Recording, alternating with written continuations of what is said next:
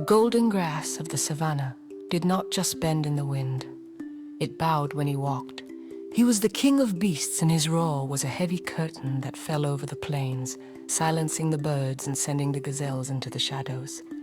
But inside that great chest, beneath the thick mane and the scars of 1,000 battles, there was a space that the roar could not fill. My dear ones, when your power is a wall that keeps everyone away, what do you choose, the safety of being feared or the courage to be known?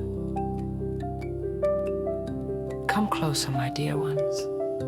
Settle in. The sun is lowering its golden light, and we have a story for your heart tonight. You have stepped into a place of quiet stories, not of noise and rushing, but of remembering here. We do not hurry. We listen. We breathe. We remember the old wisdom long before bright screens and busy roads. Stories were carried beneath wide African skies. Stories that shape strong hearts and steady minds. So rest your shoulders, open your ears, open your hearts. Now, let the story begin. Long ago, in a time when the animals still spoke the language of the wind, there lived a lion whose name was written in the dust of every path. His claws were like curved knives, and his teeth were white mountain peaks that promised only an end. He ruled the savannah with an iron will. The other animals watched him from a distance, their ears twitching, ready to race away at the first vibration of his voice. The lion loved his power. He loved the way the world grew quiet when he approached. He believed that to be a king meant being untouchable. He believed that strength was a weapon you never put down. One afternoon, near the edge of a village where the acacia trees cast long, thin shadows, the lion saw something he had never truly noticed before. A young maiden was drawing water from a well. Her movements were like the river, steady, calm, and without hurry. She did not flee when his scent reached the garden. She simply continued her work, her hands moving over the clay jars with a kindness that seemed to reach the earth itself. The lion watched her from the tall grass. He wanted to approach her, but he realized that his very presence was a storm. Every time he stepped forward, the dry leaves crunched and the world held its breath in terror. He saw that he was a prisoner of his own fiercest nature.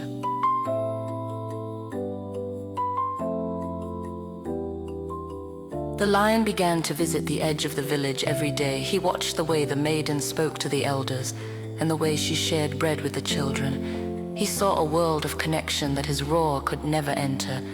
Slowly, his heart began to change. He no longer wanted to rule the savannah. He wanted to walk beside her. He went to her parents, and with a voice he tried to make soft, he proposed that they become a family. The old people were filled with fear. They did not wish to give their daughter to the king of beasts, yet they knew that a king's anger could burn the whole village. They looked at his claws, they looked at his teeth, and they saw only danger. The father of the maiden stood before the great lion and spoke with a trembling voice. "We are honored by your majesty," he said, "but our daughter is a tender young thing. We fear that in your affection, you might accidentally do her injury." The father leaned forward, his eyes searching the lion's face. "If you truly love her," he whispered, "would you be willing to remove your claws and have your teeth extracted? Only then could we consider your proposal. My dear ones, how much of yourself would you give up to hold what you love and what is left of a king when he lays down his crown?" The lion looked at his paws, the source of his survival. He looked at the maiden by the well, who was now watching him with quiet, expectant eyes. He stood between what he had always been and what he hoped to become. The savannah remained silent. The choice was his. The lion walked away from the village that evening, his heavy footsteps sinking deep into the sand. He had made his decision. My dear ones, some transformations do not happen in the light. Some happen in the quiet dark, when we choose to release the things that once made us feel safe. The lion went to the hidden places of the forest with a heart full of hope. He allowed his claws to be trimmed and his great teeth to be removed. The process was painful, not just to his body, but to his pride. When he finished, he felt lighter, but also strangely fragile. The wind felt sharper against his skin. The grass no longer bowed when he walked. He returned to the village, walking slowly, no longer carrying the roar that had once been his shield. He stood before the parents once more, his mouth closed, his paws soft and harmless. He was ready to love.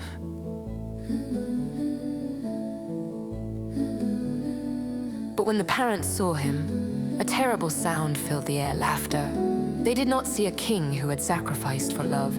They saw only a beast who had become a fool. You are no longer a lion. They mocked, their voices rising with a cruel confidence they never would have dared before.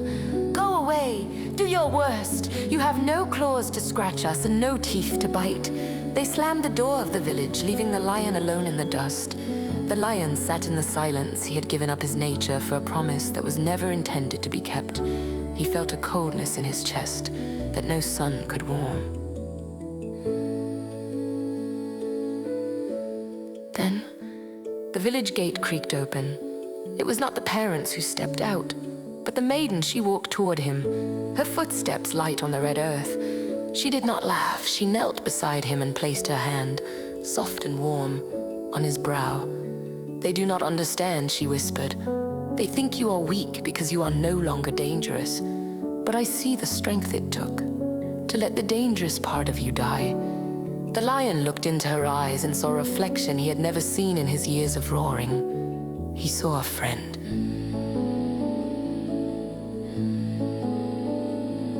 The lion did not return to his high rock to roar. He stayed near the village, becoming a protector who did not need to hurt to be respected. He learned that true authority does not come from the fear we create, but from the care we offer. The savannah eventually grew used to the quiet king. The birds returned to the trees near him. The gazelles no longer fled when they saw his shadow. And though he could no longer bite, his presence was a steady mountain that held the peace of the valley together. My dear ones, love has a power that claws and teeth can never possess. It is the only force that can transform a heart from a fortress into a home. Sacrifice is not the loss of ourselves, but the clearing of the path so that someone else can come near. As the elders say, the hand that lays down the spear is the hand that finally finds the fruit. And when the roar becomes quiet, we return to the place where peace begins. What defenses are you holding on to today that might be keeping love away? And what part of your heart is waiting for the courage to be gentle? May your strength be guided by the wisdom of an open heart. May you find the courage to lay down your roars and listen to the songs around you. And may you always remember that being gentle is the highest form of being brave. If this story has rested softly in your heart, we would be honored if you stayed with us. Subscribe and return whenever you need quiet again, until we gather once more beneath the same wide sky. Walk gently, my dear ones.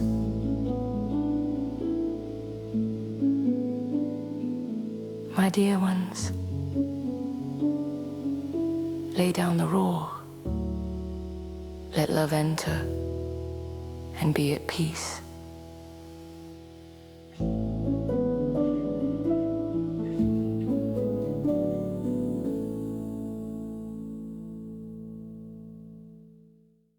Thank you for listening. If this story brought you quiet strength, subscribe and return when you need it again. Until next time, stay rooted in wisdom.